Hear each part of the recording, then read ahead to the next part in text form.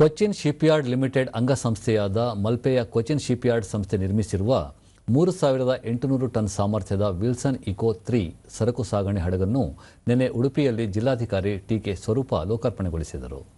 ಈ ಸಂದರ್ಭದಲ್ಲಿ Wilson ASA project manager ಓ ಕೋಲ್ಮನ್ ಸೇರಿದಂತೆ ಸಂಸ್ಥೆಯ ಹಿರಿಯ ಅಧಿಕಾರಿಗಳು ಉಪಸ್ಥಿತರಿದ್ದರು.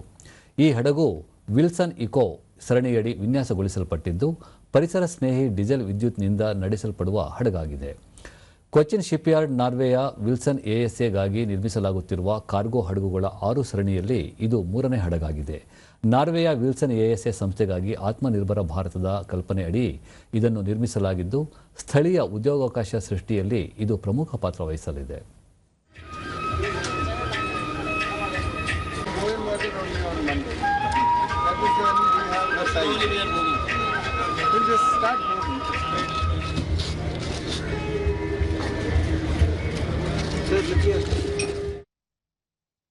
ಬಳಿಕ ಜಿಲ್ಲಾಧಿಕಾರಿ ಟಿಕೆ ಸ್ವರೂಪ, ಇಂತಹ ಹಡಗು ನಿರ್ಮಾಣ ಯೋಜನೆಗಳು ಜಿಲ್ಲೆಯ ಕೈಗಾರಿಕಾ ಬೆಳವಣಿಗೆಗೆ ಪೂರಕವಾಗಿದ್ದು ಆತ್ಮನಿರ್ಭರ ಭಾರತ ಯೋಜನೆಯ ಪರಿಕಲ್ಪನೆಯಡಿ ಸ್ಥಳೀಯರಿಗೆ ಉದ್ಯೋಗ ನೀಡುತ್ತಿರುವುದು ಉತ್ತಮ ಬೆಳವಣಿಗೆಯಾಗಿದೆ.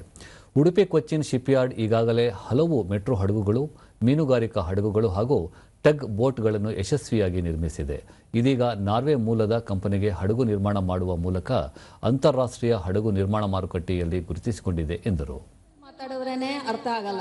They look at me, they are hesitant because most people speak Tulu and Beri and other languages here. ನನಗೆ ಕನ್ನಡದಲ್ಲಿ ಮಾತಾಡಿ ಅವರಿಗೆ ಎಕ್ಸ್ಪ್ಲೈನ್ ಮಾಡೋದೇ ಒಂದು ಸ್ವಲ್ಪ it's an effort. Antadrally you are speaking in Hindi. That is what struck me.